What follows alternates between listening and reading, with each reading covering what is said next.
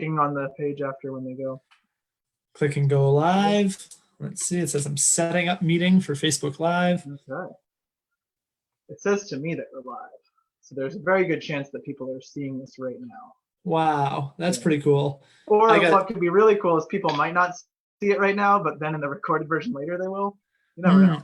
I've got dots spinning in a circle. I've always been a fan of dots spinning in a circle. Yeah, that sometimes the spinning dots go on forever and we never get to launch.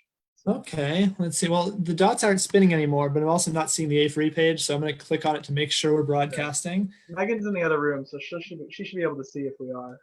But there's about a 30 to 60 second lag probably, which means everyone's going to get to see this anyway. Oh, we are totally live. Heck yeah! All right. Yeah, there are even some people watching us already, despite our very recent emergence into liveness. Yay, people! Cool. Okay, can you see the live chat? If people want to ask things, can you see the live chat? I'm working on that now. I don't currently. Maybe I have to click on. Maybe I have to click watch a video here. Yeah, we're gonna get there. Good. Yeah, so Megan, folks, definitely can you see the live chat. Definitely. Because I know one thing, it can kind of bog down your internet if you're trying to watch it and do it, but we could maybe have Megan feed us relevant things. So far my internet seems to be okay. We will change that if it's not working so well. But yeah, it'd be great if somebody shouted out if there's questions in there that I'm missing because I'm not looking at the right thing. All right, cool. Well, thanks for watching, y'all. Yeah, please throw questions in the comments so that they're not just all coming off the top of my head. And tell us how you are. How's your day? You know, we're all human. We're all humans here on these robotic screens. Yeah. So, yeah, thanks so much for being here. Jesse Houle, running for District 6, the A3 endorsed candidate against the incumbent, Jerry Neesmith.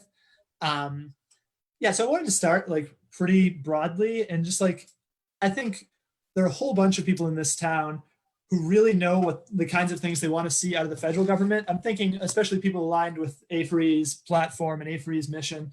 A lot of folks who supported Bernie Sanders and some who supported Elizabeth Warren as well in the primary, who have a good idea of the kinds of policies they want to see at the federal level, right? We want to see Medicare for all, a Green New Deal, federal job guarantee, a universal basic income, things like that. So I think how in the fight for that transformed society that we're looking for as a whole, how does the local government fit into there? Can the county commission do those things on its own without the federal government? Or if not, what kinds of real changes can we make that work like that? Sure. It's a good, broad, big softball to hit with a big, wide plank. I guess I'll start by saying, as you know, Adam, but many others may not, I love my scrutinous attention to prepositions and things. And so you mentioned a Green New Deal. We have a Green New Deal in Athens on our platform. And the reason why it's a Green New Deal in Athens rather than for Athens, say, is that a lot of what we think of when we think of the Green New Deal are massive infrastructure projects that require budgetary capabilities that a local government doesn't have. And when we say things like a Green New Deal in Athens, it's how do we approach governance on the level in a way that's in line with those broader programs? So part of that is just being people with a bit of an elevated voice when you're in office, speaking in favor of that and trying to lobby elected officials on the state and federal level who are more likely to pay attention to you when you're an elected official in the city government than when you're a regular citizen. It's an unfortunate reality that that's just kind of the way our society hierarchicalizes people's opinions. But beyond that, it's how can we pass policies that are in service of that can either serve as a small scale model for what that would look like, or that might align with those policies as they get passed, or as the federal government passes other things that we can then earmark in a way to look more like that. So the federal government and state government will sometimes give grant money to local governments for infrastructure projects. And then the local government can decide to spend that however they want on infrastructure. So if we as the local government say, well, we want to take a Green New Deal approach to infrastructure developments, then we would use the money we get from federal grants or state funds, from GDOT and things, to invest them in a way that aligns with a Green New Deal approach. where we're paying people living wages, we're hiring with equity in mind, we're focusing the infrastructure development in neighborhoods that need it more and defining that need based on equity and really looking at racial justice. And also that all the things we are building, all the things that we are developing or redeveloping are done with an eco focus. So we're not just continuing to do auto-centric infrastructure when we're using GDOT money. And when we get federal grant money to do various infrastructure projects, we're looking at weatherization, alternative energy like solar and things like that in our building. So I think that's one aspect of it. And then the other aspect I guess I want to speak to, I talk a lot about transformative organizing. And a lot of that is when we look at what we hear a lot about federal policy, national, international policy, because that's where a lot of the news is, that's where a lot of the writing happens. When we read in history books about empires, we read about what the whole empire did, not what someone did in a village in Rome. And so, similarly, I think we're just familiar in a contemporary context more with those large scale things, but where we can actually put our power is on the community level. Most of us aren't gonna, even if we drive all the way to Washington in a caravan of buses full of people, you're lucky to actually get the ear of people who make those decisions, never mind actually convince them. Whereas you gather together one bus full of people in Athens and you can make a big change. So I think of like a lot of what informs that broader societal level stuff on the national level or international level is kind of like some hive mind thinking. And the way we really develop our understanding and then put that understanding into action is what we can do in our personal lives and in the community. And so transformative organizing, taking a focus on local government is saying, well, how do we transform these big things by focusing our immediate sphere? And then that informs how we continue to think about the big things, but also gives us a sense of connection to what we're doing. So just to take maybe one more minute to elaborate on the other two things that you spoke about, living wages. We can't completely transform our economy, away from capitalism by taking an approach in line with that on the local level. But we can think about the way that wealth is unfairly, unequally distributed. We can think about the historical context and then respond to that in the ways our local government has power. And so that would mean that like when we look at who we hire, what we hire people for, and how much we pay them as a local government, being the fourth largest employer in the county, that we do that with living wages in mind and with equity in mind. And similarly, when we're contracting with other employers, that we're looking at those things to the degree that we're able to legally when we prioritize who we decide to contract with, as well as when we decide what we want to contract people to build in the first place. And then Medicare for all, I think, is the other thing you brought up. I mean, for the local level, healthcare is much more the kind of thing that we would, again, be like using our platform to advocate for that more. But we can also see the ways, coronavirus has really highlighted the failures of state and federal government to meet the needs of people, and really highlighted, I think, why we need Medicare for all, but also highlighted the ways that the local governments of the world, and in this case, how our local government in Athens can make a big difference by the decisions we make. And so, one thing that the local government did fairly well, I think, quite well actually, was, respond appropriately to this crisis in a way that Kemp didn't. At the same time, our ability to respond as effectively and efficiently as we could have was stunted a bit because of the lack of proactive governance beforehand. So some of our ability to get funds where they needed to be could have happened more quickly / have already been happening if we were taking more of an approach the way we're advocating for in this campaign. So just to sum up a little bit of like what I'm hearing is you're kind of saying that the local government doesn't have the power to totally transform some of these systems, for example, to end poverty completely and forever in Athens, but it's also not powerless, right? Because sometimes I hear this argument that like, as long as there's poverty in Athens, the local government's not doing its job.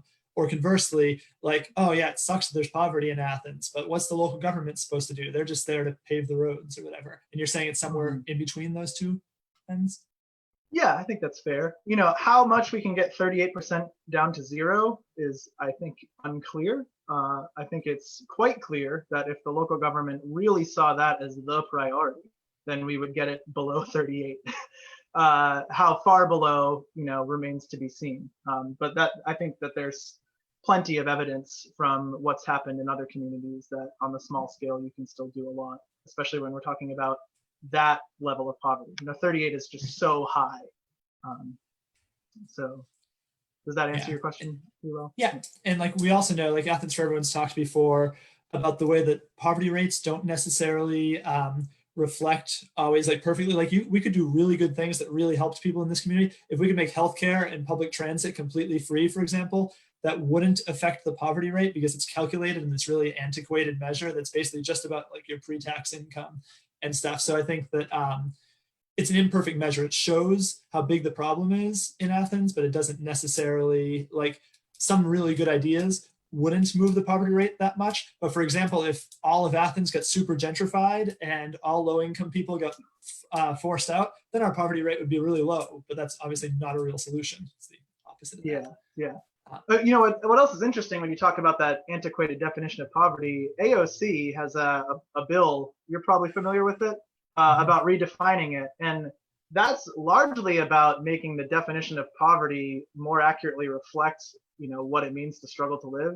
Probably what that would mean is that our poverty rate would be higher if we had a less antiquated definition of it. Yeah. For sure, because it tracks like the prices of things like food, for example. Like a lot of it's about food costs. And we know that food costs, although they're a problem for a lot of people, aren't growing nearly as fast as healthcare costs or childcare costs, for example. I want to get to Rochelle's question. And so Rochelle asked if you can talk about participatory governance. And in general, this idea that as much as the local government doesn't have as much money as the federal government, we know, so it can't do some of these huge things we were just saying. But the thing it has more of than the federal government is an ability to be close to the population and to involve them directly in decision making. So like, what can that look like here? Like, what will you push for, and what can we hope to actually accomplish on the way there?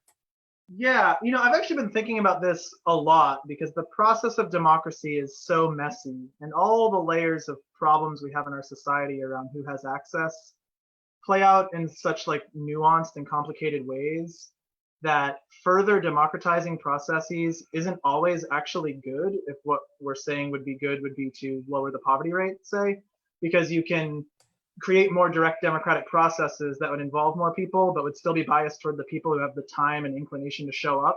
And so then if you fill the room with a bunch of like wealthy elites and they outvote the few working class people who, despite being really busy, still made it a point to show up, then you just like further reinforce with the illusion of legitimacy, you further reinforce white supremacy and wealth inequality. So I think we have to think really critically about how we go about this in a way that is defining the process to serve a need that we see. And in that way, there is sort of this interplay of not necessarily being like as entirely directly democratic or, socialist or anarchist as we might, hope to be in a utopian mindset, because we don't live in that world, right? We're not building in a vacuum.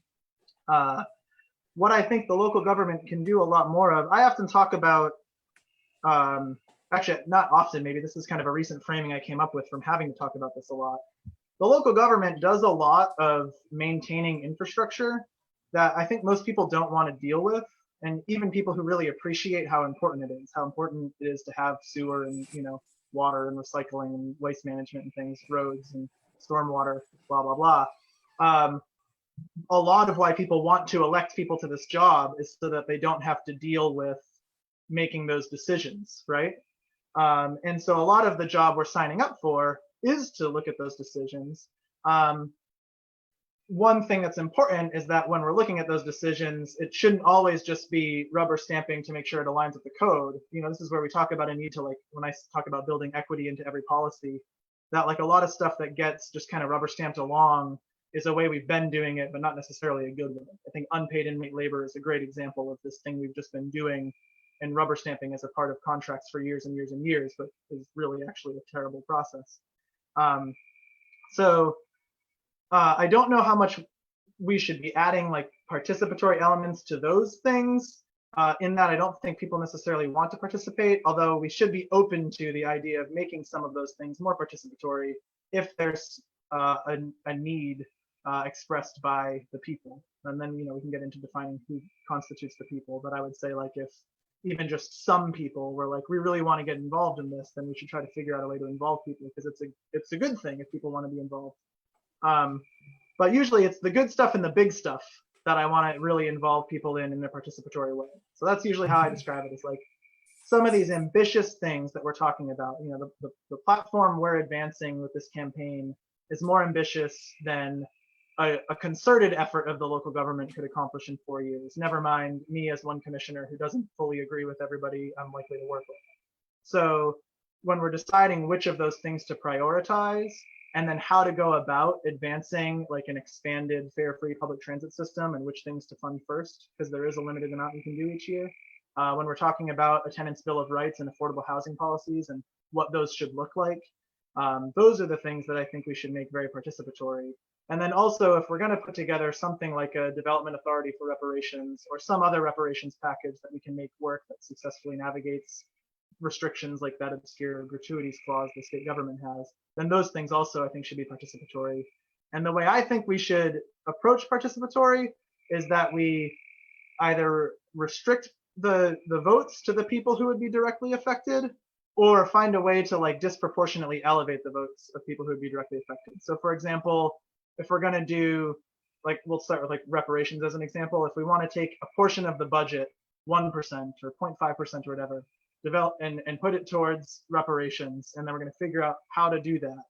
I think the people who should have decision-making authority on that, who are brought in like the directly democratic way, beyond just the elected officials already at the table, should be like African descendants of slaves. You know, I don't think that like your average white resident should get a vote in that. You know, there's already plenty of authority there. I feel like I probably went on plenty long there, but I'm happy to elaborate if you have. I mean, I'm hearing basically you think like the commission and the manager's office should be taking care of like the day-to-day stuff without having to bother people with busy lives about it. But like what you were saying, the good stuff and the big stuff is where the community needs to be brought in those decisions, not just represented by the people on the commission. Yeah, and like, so another great example of this, the mall. Like, I get asked about the mall all the time now. You know, everyone's thinking about the mall, and people in City Hall have been thinking about the mall too. And you know, they've my opponent talks about this plan he's been kind of working on with Commissioner Hamby, who's also up for re-election. And in a lot of ways, the plan sounds pretty good. The big problem with it, I see, is not the plan so much as the way that the plan is involving people, in that it's not, I mean, canvassing neighborhoods all around the mall along Atlanta Highway.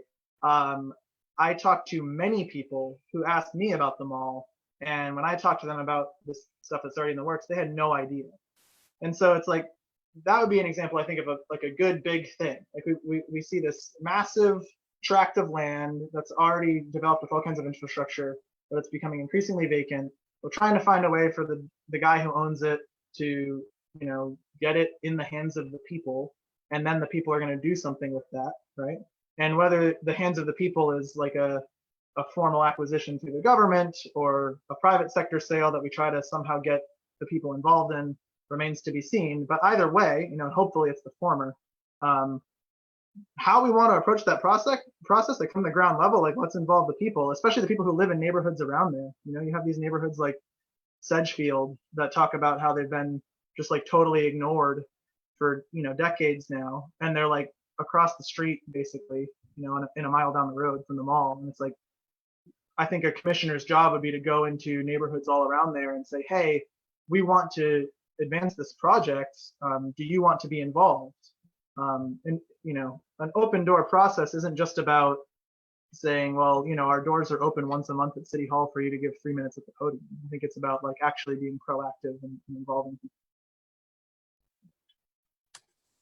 Cool. I'm going to bounce to a question from Alan, which is that your opponent is by implication saying that you support class warfare while he listens to everyone. Although he also said at the last debate something, I'm not going to get the quote exactly right, but it's important to listen to everyone in the community except the radicals, I believe was his quote. I think his line is like, every voice is important except the radical one, or yeah. Every perspective is valid except the radical one. That's the quote. There you go. Yeah. And like, so in your opponent, Jerry is kind of constantly pointing to connections with Athens businessmen, is Alan's question. So how do you answer this critique that he listens to everyone while you're engaging in class warfare? Well, I have a lyric in a song that I wrote long before I ever wanted to run for office. I'm not a soldier for the good fight. I don't believe in war, is the lyric. And so, you know, I guess that sometimes I think we have to acknowledge that there is class tension. I'm not convinced, even though sometimes like a guillotine makes a good, you know, dramatic metaphor for stirring up a bunch of clicks on a post on Facebook. Like really, I don't think violence or warfare is an appropriate approach here. We're all like entangled in each other's processes. So it's more that I think we need to recognize that there is something fundamentally dysfunctional about the inequality that our society is experiencing at a record level right now. And so people are experiencing the world very differently given their context. And that context is currently favoring a small number of people at the expense of everyone else. And so if we want to be proponents of equity, be proponents of a better world, you know, and work to alleviate the suffering of people who literally don't have enough to put food on the table or get basic medical needs met, etc., then we need to, I think, disproportionately prioritize the people who have the least and who need the most. That doesn't mean that everyone's not invited to the table and that we don't work with and listen to everyone. We need actually as much of everyone there as possible. I think we just need to recognize the existing bias and work to push things in the other direction. Yeah, so yeah, I think there's like an interesting follow-up I have on just thinking about like the role of compromise in governance, right? And compromise on the commission, for example. Like I think there's a desire for the commission to kind of speak with one voice a lot of times from a lot of people, especially from commissioners. And then there's this question like, is it better to pass like the best policy you possibly can by like one vote, by a 6-5 vote with like the mayor breaking the tie? Or is it better to like get like maybe a more watered down version, but something that's like a compromise where the whole commission can get behind it and it passes 10-0 or something? I think you need a certain amount of decorum to be functional, right?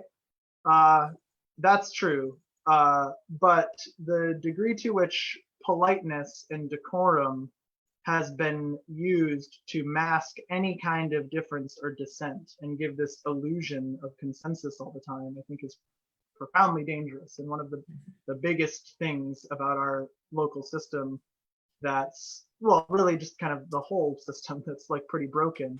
But this plays out a lot. It's not just Athens. This is like especially characteristic of Southeastern municipal governments, although certainly not just Southeastern municipal governments, but especially common around here, similar to like the cultural tradition towards like a politeness.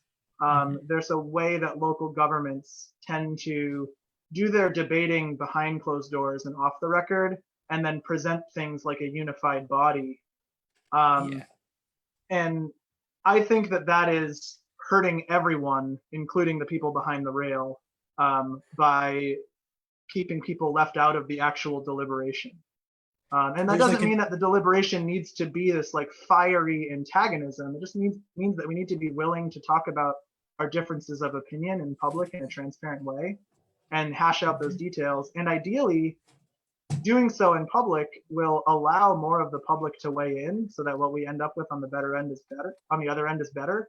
And ultimately, I think where that will lead us sometimes is with votes that aren't always unanimous. And that's fine. You know, that's a good thing. That's what the same way the people that got into office got there by only needing 50% plus one of the vote. I don't see why the votes that happen behind the rail should really be any different. Yeah, and I think what we've seen over the years is that folks just don't know where where local officials stand on stuff a lot of times, because it doesn't come to a vote until it's basically unanimous. So it's taken like a lot of work from Athens for Everyone and other groups over the years to be like, by the way, these are the people fighting hard for progressive change. These are the people standing in the way. They never have to vote no because it never comes up for a vote, or by the time it comes up for a vote, it's watered down enough that they'll vote yes. But it takes like so much paying attention to get that. And it's like totally unreasonable to expect your average voter, when they're like already reading about what Trump's doing or what Kemp's doing and these horrors, to like know those intricacies of the local government, especially when there aren't like votes to point to.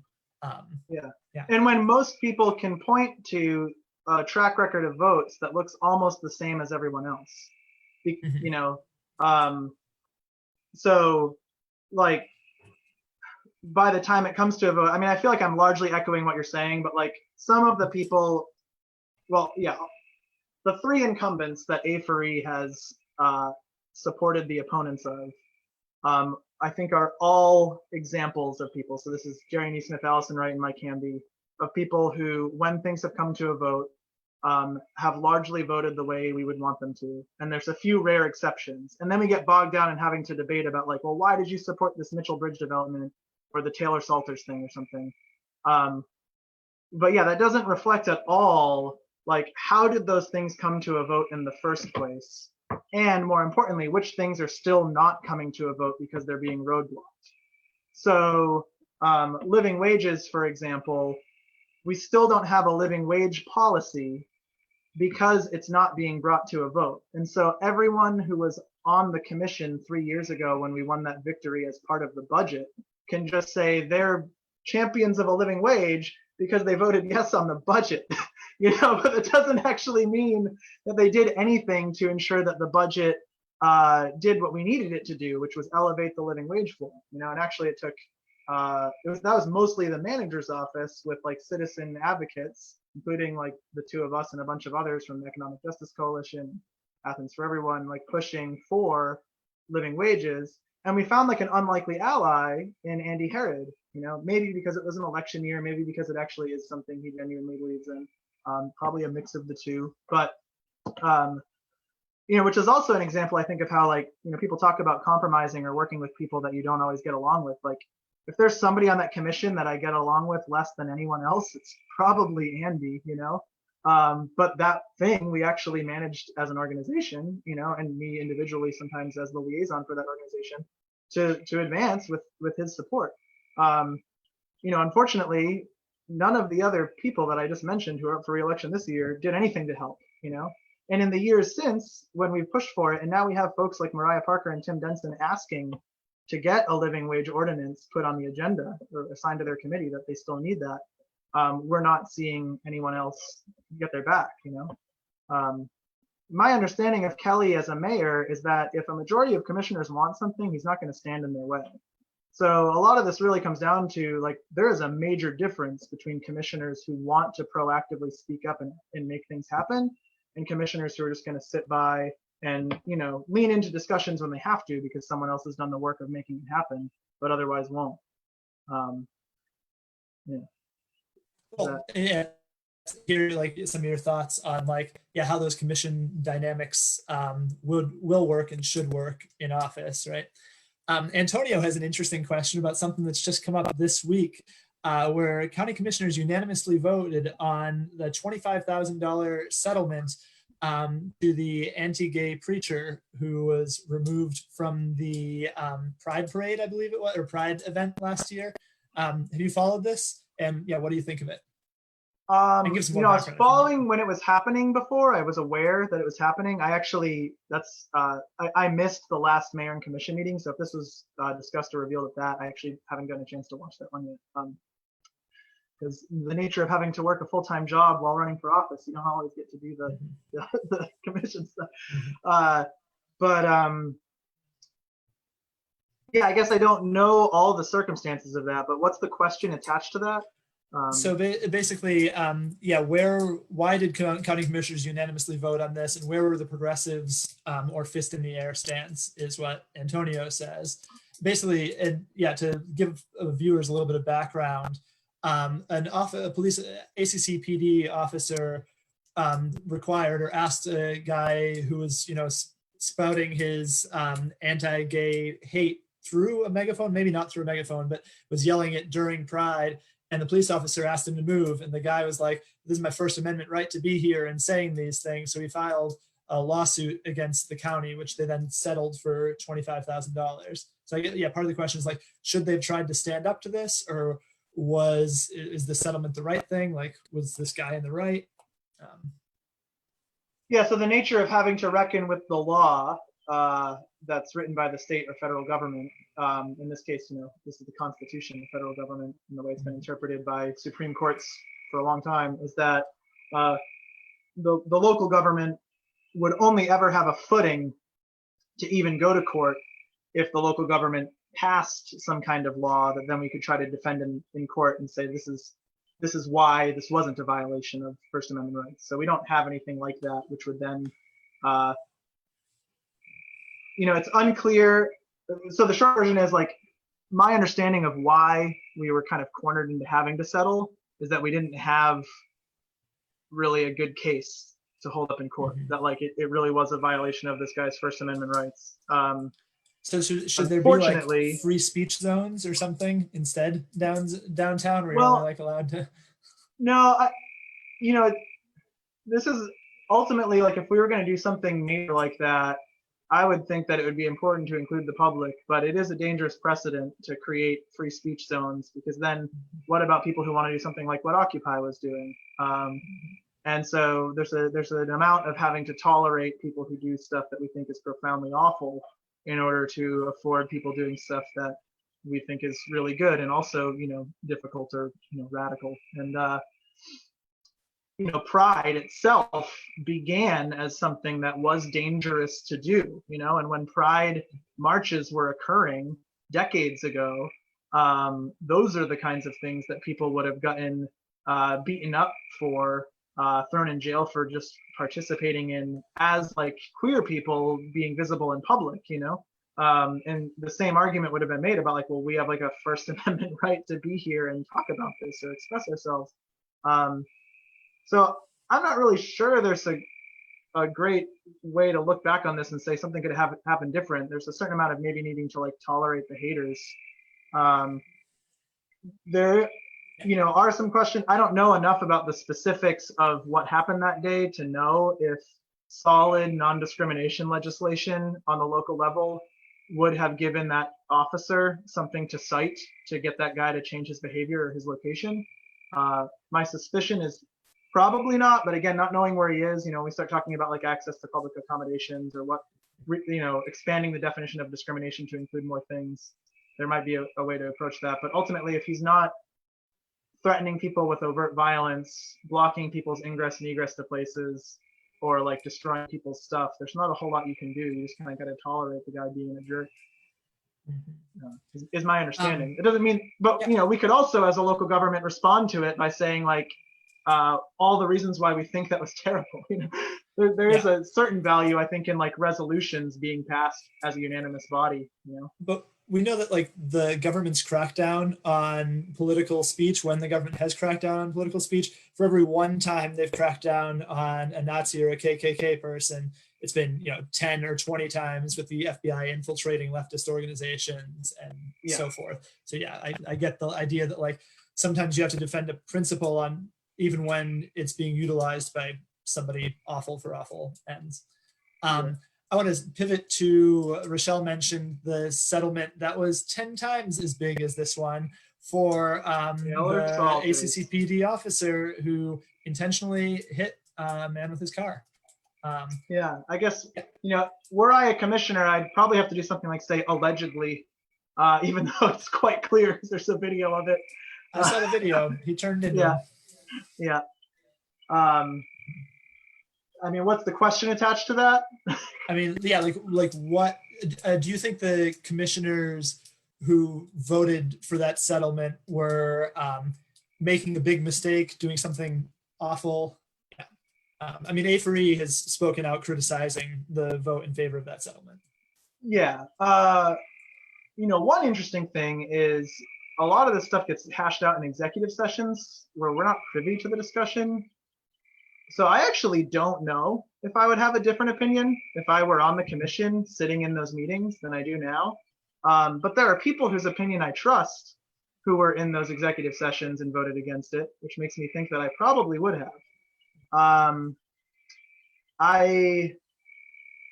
I believe Tim and Patrick voted against it, Mariah abstained, and everyone else voted for it. Is that correct? But Jerry didn't vote because he was acting mayor pro tem. Yeah, that so he day. didn't have to. Although he did then say to the press that it was important that we move past this, which, this essentially blessing the Yeah, so commission's decision. why I'm deeply, I actually, the last particularly, what's the word I'm looking for? Not contradictory, but I don't know, antagonistic thing, I guess I said to local government folks was like shortly after they all got elected, they did this. And I was like, wow, how quickly the new sound starts to sound like the old sound. This idea that we need to move past uncomfortable things so that we can get down to the good work, I think is like quite literally oxymoronical and at odds with the good work. Like in a lot of ways, what the local government can do to change things more broadly is take a stand, and I think this would have been a great opportunity to take a stand against a variety of things all at once, to talk about the way that racism and discrimination and white supremacy plays out in violent ways. And here's this overt example: to talk about the problems of how conventional policing is harming people, especially people of color. And to say as a government, especially a recently elected slate of progressives, to say like, actually, this is, I think it really could have been an opportunity to say, here's a turning point. Like, we are not allowing this kind of stuff anymore. And, without digging into all the examples that may or may not parallel this in the past, we now have this one while we're here, and we're not going to cave to it. And like, let's have that conversation. Let's have that difficult conversation. Let's defend it in court. If ultimately it costs us the same or a little bit more to defend it in court, we're also doing the work, of talking about these problems that are certainly not solved regardless of how that court case went, but definitely not solved by just having a settlement out of court, ceasing to have the conversation, and giving this guy $250,000. I mean, that's like, the other thing is that that's just like an insane amount of money to give anyone. I can't think of any argument for why someone deserves that amount of money for losing their job unjustly. It's not like the dude was making anywhere near that much. And a very strong case can be made that he's doing just fine based on how many people were supporting him with their Blue Lives Matter stuff. But beyond all that, like, he got a job right after. I mean, by the time they made that settlement, he was already employed by Oglethorpe County, so there's not, I mean, again, I don't know everything that was brought up in the executive session, but based on the information we do have, as like regular folks in the public watching this, completely unconvinced. And the folks who voted in favor of it made an awful argument for why they thought it was necessary. Like, if their whole basis for why it was necessary was so we could move past it, that's a terrible reason. If the whole basis was like, we were backed into a corner, there was no way we were going to win in court, and so we could either spend $1 million to lose, or we could spend $250,000 to move on. And because this is obviously awful, we're going to do these other things to make sure it doesn't happen again. Like, maybe then that would justify the decision, but we didn't hear that at all. We just heard people being like, I don't want to talk about how one of our cops ran over a black guy. That's really uncomfortable. We don't want to be in the national news anymore. Let's settle out of court so we don't have to be. We want to still be a good place to retire and visit for tourism. So we don't want to have too many headlines about racism, which is also, I think, why we never got an adequate response to the General Beauregard situation, and why it's been such a slog for years to get anti-discrimination legislation, is because we have too many leaders who are afraid to actually talk about that. And I think actually it's because they're afraid of the effects it'll have on the community's reputation and the potential quote unquote economic impacts of so it's like, so it's more of a fear of conflict than, I mean, one thing is, unlike a lot of places in Georgia, we're not electing people who hold explicitly hyper-conservative or racist views at all to local government, right? So you're saying that some of the problems have come not from people necessarily having bad intentions, but by valuing other things like a conflict-free environment more than they value the kinds of changes that you see that we need in the community? Yeah, I mean, bad intentions, if we're taking like ill intentions, like, are they trying to do bad? I don't think so. But if your intention is to continue to maintain the status quo because you think it's good enough, I actually think that's a bad intention. And it's basically what's informed me to want to run, is to be able to have conversations like this, because like the normal that a lot of people are talking about wanting to get back to after coronavirus is not a good normal. The status quo is like really, really not working. And built into that status quo is a culture of like not talking about racism and not talking about violence and not talking about the ways that like the economic inequality we experience and like discriminatory behavior in all of its subtle ways are violent, and are perpetuating violence. So, I mean, I guess I don't want to repeat myself too much, but what I will say is I don't think it's so much that they're just uncomfortable. I think that it's also they're prioritizing economic decisions. Like, I think this is largely their idea of what's good for the local economy and local business is to maintain a positive reputation that is appealing for tourism and developers and for people to come move here, to continue to attract more people, especially if we look at the kind of development that's happening, to continue to attract upper middle class and upper class people to either move here or buy real estate here that they then rent out, which is also a problem, and to continue to attract businesses like Caterpillar. And those places don't want to come to communities that have a reputation of being blank, is I think the idea that they have.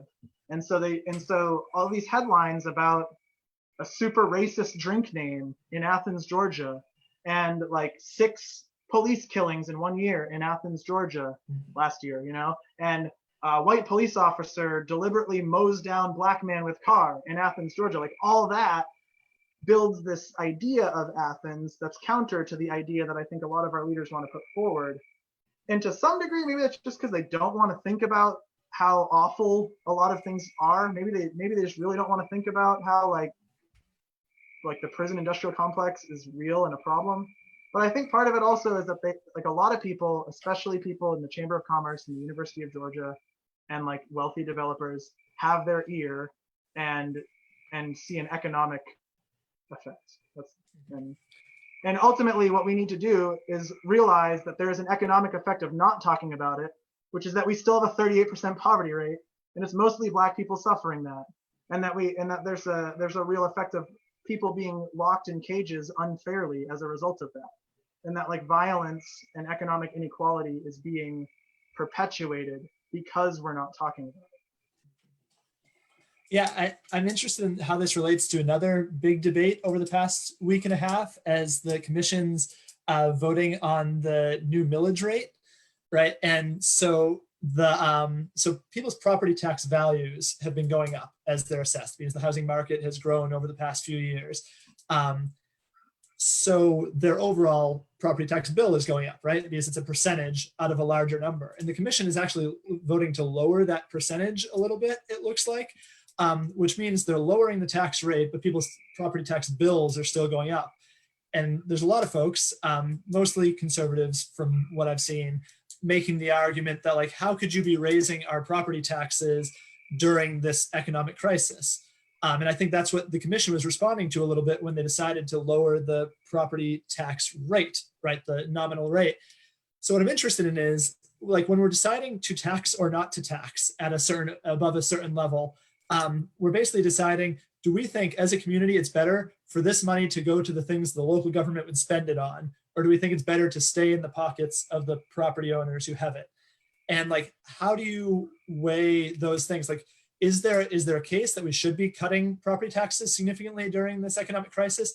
Or should we be increasing them significantly so that we have the money to have the crisis response that we need? Because, we're talking about the local government hiring more people to combat the economic crisis. Like, yeah, where do you fall in that complex situation, especially now? Yeah, I mean, I guess one thing, and please don't let me forget to get back to this, is part of what the left needs to continue to do, or progressives, Democrats, however people want to identify, people who believe that taxes are good, is we need to make the case that taxes are good, and where I think there's some pretty good arguments that like the federal government and even the state government uses way too much of our money to do, pretty awful things, especially when we look like the military and stuff like that.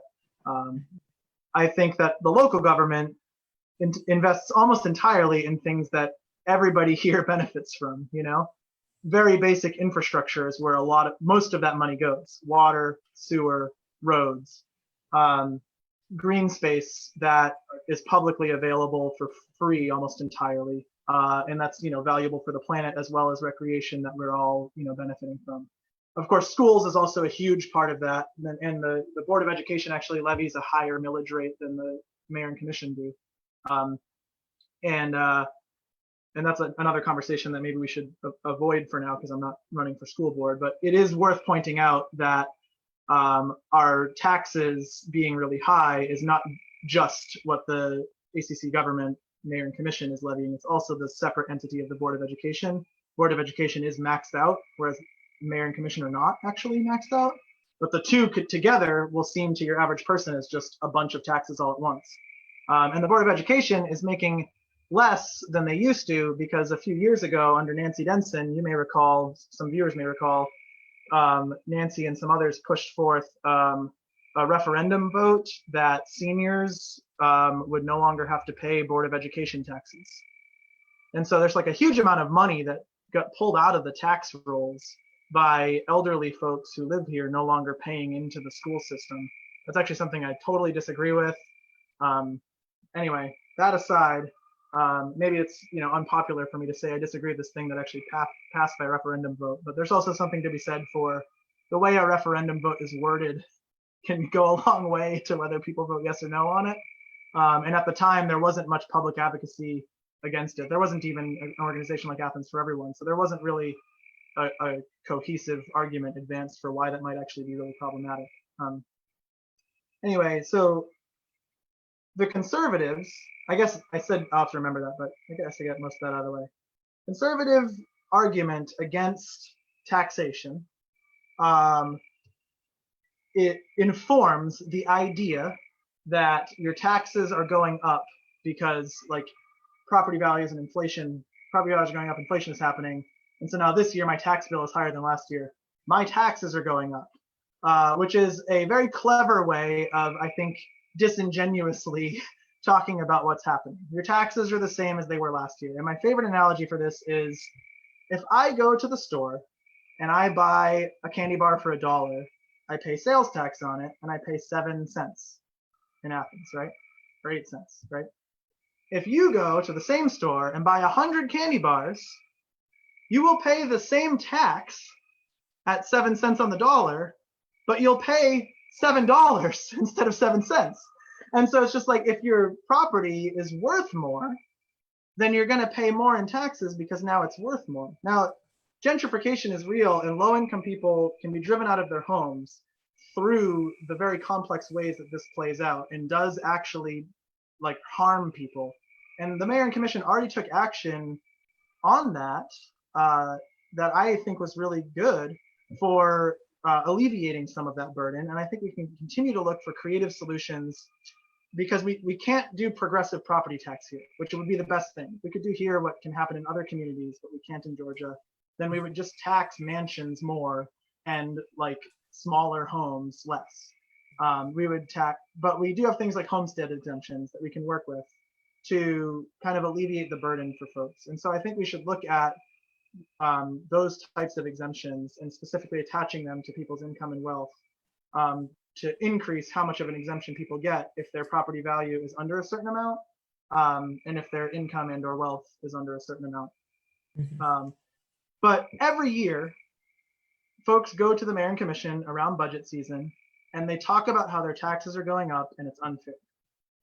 And generally, under normal circumstances, that argument is not adhered to by very many people. The last person I heard really support this argument was Sharon Dickerson, who was probably the only outspoken, overt conservative Republican on the commission, right? Although we should point out that your opponent, Jerry Neesmith, did give $250 to Houston Gaines, who voted to ban abortion after only 6 weeks of pregnancy, against the U.S. Constitution.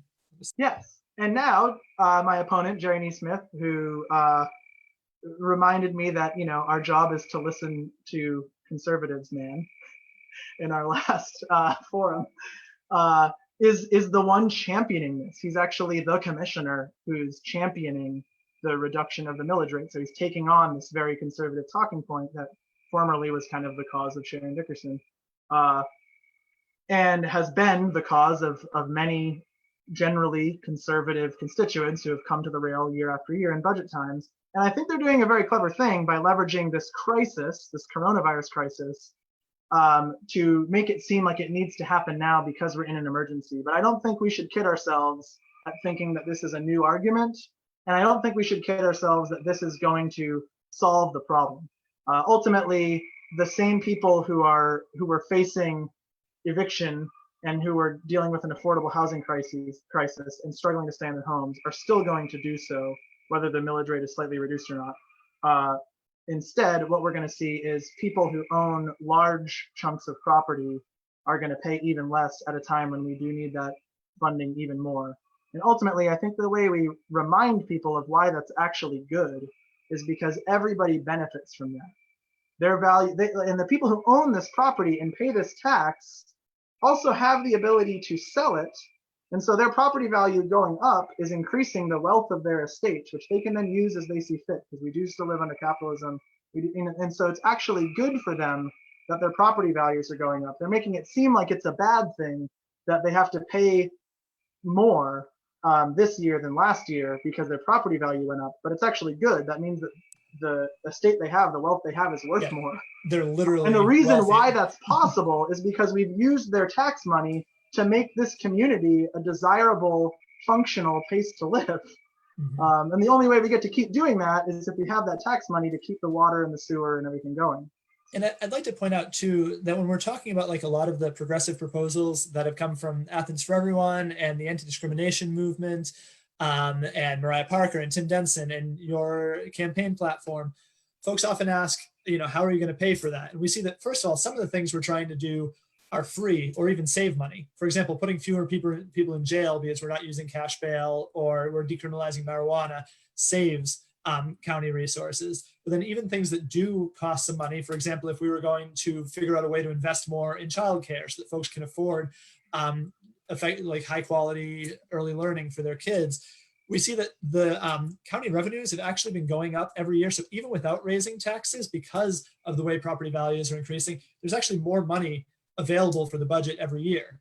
And there's, I think there should be more of an open debate about, hey, we're having what's essentially new money come in every year. And I know there's a bunch of different ways we can spend this. And unfortunately, we can't do them all because there's lots of different important ones. But I think more of a discussion of like, there's new opportunity each year and how are we going to use that? It might be a little different this year because of the crisis and what it might do to our revenue stream. But, yeah. And that's where the prosperity package came from, actually, it was that increase in revenue that just kind of happens that enabled us to be able to say, hey, let's actually put some money towards anti-poverty initiatives. Now that's getting turned into, emergency response initiatives. But there's the ability for us to go back to having meaningful investment in anti-poverty initiatives is going to go away if my opponent gets his way. The money that we had to invest in countering this crisis that we've lived under for decades, if not centuries, of an incredibly high poverty rate, centuries really, and we weren't calculating it the same before when people didn't count everyone as counting, but the truth is that we've had a horrible wealth inequality problem in the South and in Athens this whole time. And having the money to do something about it is there because of the surplus. My opponent wants to take that away. And so he's kind of talking out of both sides of his mouth, except that he's very cleverly not. He says, I believe in the cause of, I believe in racial equity. And that's why I want to pass an anti-discrimination ordinance, which also is something he never said until this election season. I'm glad he came around on that. But it's also a way of him making it sound like he cares by doing this thing that will help, but ultimately needs to be married to economic policy. And we need to have the money to do that. And he wants to take that away and keep it like when centuries of explicit and implicit racism have led to huge economic disparities, it takes economic policy, like LBJ, right, in 1965 when they passed some of the Great Society programs, said something along the lines of, you can't keep someone in chains for years, then you free them, put them at the starting line of a race and expect them to have a chance to compete fairly. in that, right? Like Yeah. it takes putting resources into redressing the wrongs that have been done. So we're getting toward the end. I don't want to go too much over an hour. So I want to give you talk a little bit about your vision long term for Athens. And I kind of want to do it in two parts. One, what do you see that this community could look like in 15 years if things go right, not just on the county commission, but if things in our society go right, if the type of politics you're hoping win, what could Athens look like? What's one of the better case scenarios for you? So conservatives, I'm not starting with, sorry, distracted by very, very loud frogs creaking outside.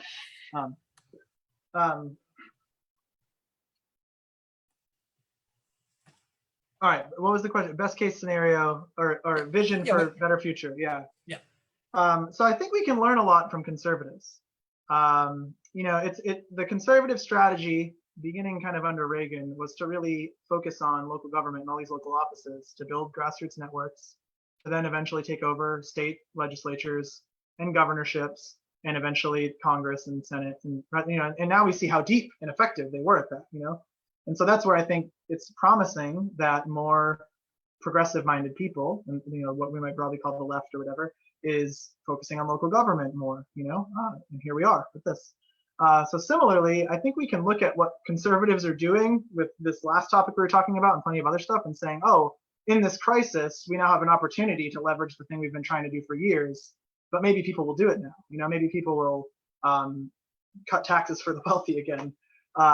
And just the same way the federal government, we get the stimulus and we'll appease everybody with $1,200 checks, even though it doesn't get to everybody because millions of people are left out for one reason or another from even getting them in the first place. But then we're actually going to give the majority of the stimulus to billionaires and corporations. And so, I think we need to learn from our past and what's been effective, and what's been most effective for the past 40 years especially is the way that conservatives and the Republican Party have leveraged moments to advance their agenda.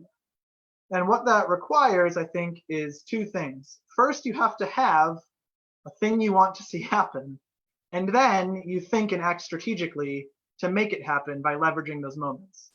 So too often, I feel like campaigns like this one get dismissed for being pie in the sky by virtue of just having a vision for what should happen. And that doesn't mean that we think we can achieve it all right now. It just means that that's what's going to guide us forward, so that we make these decisions. So then we can think strategically to leverage moments to make them happen. So sometimes those moments come as silver linings in a very gray sky, and we have this incredibly difficult pandemic time to deal with. But it actually gives us an opportunity to see what's laid bare about all these problems, these crises of affordable housing, people facing eviction, these crises of the economic fragility people live in. How many folks are suffering homelessness right now and have nowhere to go, how unnecessary it is to lock all these people in cages. We've been locking in cages all this time, et cetera, how possible it is for the bus to be fare free. Is what comes out the other end of that. We start to see these things. So what's been refreshing in a way is to see that some of the things Athens for Everyone's been pushing for years, that folks like you and I have been pushing for, since Occupy and through Tim's campaign for mayor, et cetera, is now being enacted, in a temporary fashion. And I think if we have folks who believe in that stuff generally, then we leverage this moment to enact those things generally. We say, well, let's continue to have fare free transit. Let's continue to have adequate programming and infrastructure and funding in place to alleviate the crisis of homelessness. Let's continue to think about the crisis of eviction and maybe talk about a tenant's bill of rights and have eviction reform built into it, and think about affordable housing as being not just for middle and upper income homeowners, but for low income people to move from renting to owning, and to ensure that low income people can continue to stay in the place that they're renting. And so I guess ultimately we learn from conservatives to do what they've done very effectively, and we have a plan, and then we leverage moments to enact that plan. And maybe that didn't actually totally answer your question. Yeah, that's that was a little more like that was a little more like how we get there. Yeah. But I'm a little more interested in what's the community that we can hope to live in, right? Like, yeah. So what does winning look like? Yeah, so winning in a huge way, I think, looks like building off of the work already done in the most optimal way possible. We take our 100% 100% resolution for clean energy, and we find a way to not only ensure that that does happen by 2035 for everything that the county government can make it happen for, because we own and run it, but we also put in place programs that make the community generally that way, that we find ways to partner with other institutions in the private and public sector to have sustainable infrastructure countywide everywhere, not just in county buildings. That we really become this model city, not unlike when we were a model city in the Model Cities program in the 70s, and we began to put in place these like neighborhood health clinics and adequate road and sewer infrastructure in parts of the county that didn't have it.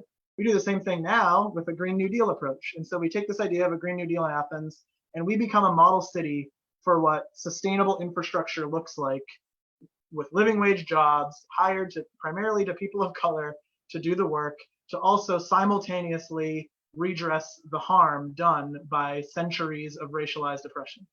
And then that dovetails with like this economic and racial justice component. And we start to really think about how problematic some of our systems are at their core.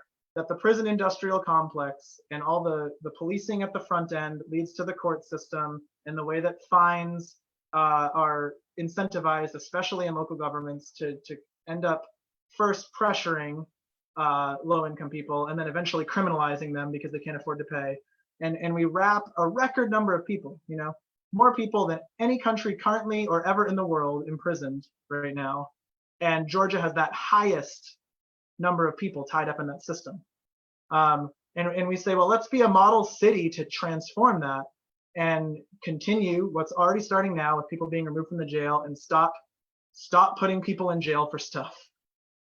Completely rethink policing to not be about punishing people that are doing the wrong thing, and instead treat it more like social work, and begin to build up a robust infrastructure of people who respond in crisis scenarios in a nonviolent fashion, and who help plug people into existing social programs that we've also built up that help them find a way forward to meet their needs. The majority of the people in the jail are there with mental health crises and with addiction problems and things. So like ultimately these are people who need help, and we build up programs to help those folks. And we take this, fleet of people, these humans that we currently have, patrolling with cameras and guns, and we instead have them, present, readily available to help people who are experiencing a crisis and plug them into services instead of lock them in cages. On and on, I guess, I don't know how long you want me to go on for, but I think, we have a potential to dramatically transform how this community functions, even if nationally and globally things happen more slowly. And so instead of constantly being a community that's playing catch up and passing policies that the rest of the country has already done 5, 10, 20 years ago, I think we have the potential, if we have the right people leveraging their leadership positions, their formal positions of power on seats like the mayor and commission, and then the people they appoint and hire to positions like the county manager and the attorney's office. I think if we have the right people in those positions, we have an opportunity to really make Athens a model city, and to really make Athens a leader as a community, instead of just like a cute place people like to visit when they don't bother to look behind the veil. Yeah, no, I think it's a beautiful vision for the kind of community we could have, and like what that really means for like folks who live here, and like how your life is like dramatically different if you're not, if you have enough money at the end of the month, right? If you don't have to choose between putting enough food on the table or paying for childcare for your kids, and like those differences that we can make with like a combination of local and larger level policy can change people's lives and like their psychology and everything if we're able to win it. So we're glad you're in there fighting, and glad to be supporting you as well. Yeah. Obviously we've all been working together for a long time with all your work for free. Yeah, so thanks so much for taking the time to talk to us and answer folks' questions for a minute. I don't know if I got to all of everyone's questions, but I know Jesse's around a lot to answer more questions as well. And sure. do you want to plug like some volunteer opportunities you have coming up, or what some asks for folks? Yeah. So first, if anybody wants to ask questions that you didn't get in today, or you're watching this later, or you think of stuff later, email me directly, jesse4athens@gmail, jesse4athens@gmail.com. If you want to learn more about the platform and the campaign, you can go to the website, which is jesse4athens.com. We also have a Facebook page, which I think is linked in the description of this video. Volunteer opportunities. We're doing socially distanced canvassing. So that's like completely within the realm of what you feel comfortable doing. So it can just be going to homes, leaving a flyer without touching anything, and moving on to the next one. But it can also be going to homes, knocking on the door, and then waiting and standing back 6 feet and then talking with people about the campaign. In my experience, having started to try doing, I've begun doing this over the past couple of weeks. It's gone really, really well. Wear a face mask while we're out, carry hand sanitizer with us, use it anytime we touch anything. We usually start by explaining that that's the approach we're taking when we do talk with people. And the conversations have been really wonderful. I've talked with a number of people who voted before I got to them, and they voted for the incumbent because he was just the name they knew. Most of the organizing I've done in this town for 12 years, I've really tried to decenter myself in my own name. So a lot of people, even if they're familiar with Athens for Everyone, might not even know who the heck I am. And they end up voting for the incumbent because it's the name they know. But more than a dozen people said, oh, they wish they'd heard from me. They would have voted for me instead. Some of whom took flyers from me to give to people they know. One of whom put my yard sign in their yard after. So it would be really great if we could get a large number of folks out trying to get to as many people as possible before they vote, so they can at least make an informed decision. And I have a feeling that if everyone were making an informed decision, we can really win this thing.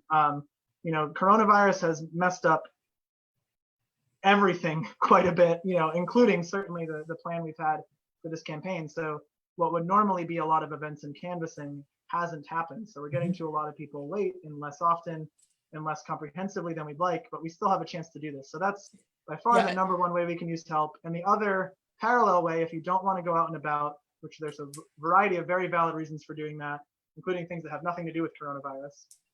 Phone banking is also incredibly helpful. We had 9 people helping with that the other day. Was that yesterday that you all did that, I think? So I was at work when it happened. So just like thanks to you and the 8 others who made over 300 calls. That's incredibly helpful. And then also for anyone who's watching, direct messaging your network and posting about this campaign on your social media, or sharing it via email to a listserv if you live in a neighborhood with a listserv. Even if you've heard people talk about it already, the more people that talk about it, the better. And even if you've already talked about it once or twice, doing it again really helps. Like the reminders make a huge difference. Most people who vote are not voting thinking about this local election. They're thinking about the presidential primary. Maybe they're thinking about some of the other state and federal primaries. Maybe they're thinking about the remind sheriff. Folks to turn their ballot over, because the commission races are on the back. Yeah, all the folks voting by mail. I've had a few people reach out who didn't know that the race was on their ballot because it's on the back and they didn't turn it over. So there's just so many little things like that. And the more that we reach out to people and have these conversations, with the impetus for that conversation being this election, the more people can make an informed decision, the more they'll get excited, and there'll be a ripple effect. And also just, people will literally just do the thing because they talk to you. I do think, I think you're right that I think it's clear from just like talking to folks in this community for years that your vision for this community is something a vast majority of Athenians want to make a reality. So like the 18 days left before this election to do that work is about having a government that is representative of folks' aspirations rather than being representative of the momentum of what's been going on here for a long time. And we saw the incredible victories in 2018 that showed us that it's possible. Patrick Davenport coming out of nowhere against an incumbent candidate and winning by 18 points. Tim Denson running in a 3-way race that included an incumbent and a conservative and getting a majority of the vote in the first round. Like, these things can happen, but a ton of work went into that. Parker getting in real late, reluctantly, and then winning by 13 votes. So I also want to emphasize, like, people are accustomed to their vote not mattering. I think there's actually a very legitimate argument that, like, your vote for president, especially in a state like Georgia with the Electoral College, what the heck does it even do, right? on the local level, it makes all the difference. Sometimes quite literally. There was a race in Winterville that came down to 1 vote 2 years ago. So sometimes your vote can literally be the difference because so few people are voting in these local races. So there really is an importance of this. And then to speak to your point about the like vision that we have aligning with people, I think a lot of folks, you know, there's this idea that like often we're choosing between the lesser of 2 bads, and now we get to choose between the greater of 2 goods. And you know, there's some things that Jerry's done that are pretty good, but there's a lot of things that he's stood silently by while they've happened or stood in the way of. Most of those things we haven't heard about because, again, like we talked about earlier in this, you know, people aren't paying that scrutinous of attention. It's not always obvious, but for folks like you and I and like the, you know, 20 to 100 others who are like consistently engaging local government on this stuff, we see that happening. It's easy, I think, for what Jerry is saying now to sound to a lot of people like it's what he's been about all along.